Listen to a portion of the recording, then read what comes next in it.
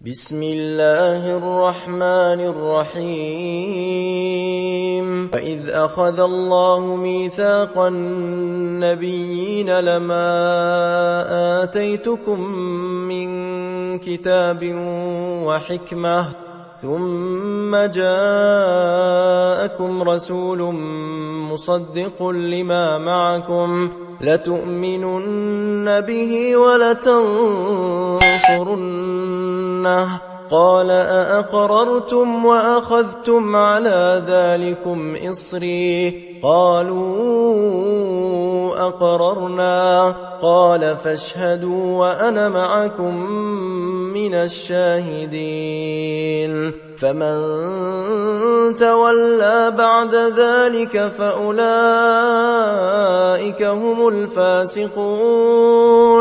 أفغير دين الله يبغون وله أسلم من في السماوات والأرض طوعا وكرها وإليه يرجعون قل آمنا بالله وما أنزل علينا وما أنزل على إبراهيم وإسماعيل وإسحاق ويعقوب والأسباط وما أوتي موسى وعيسى والنبيون من ربهم لا نفرق بين أحد منهم ونحن له مسلمون ومن يبتغ غير الإسلام دينا فلن يقبل منه وهو في الآخرة من الخاسرين كيف يهدي الله قوما كفروا بعد إيمانهم وشهدوا أن الرسول حق وجاءهم البينات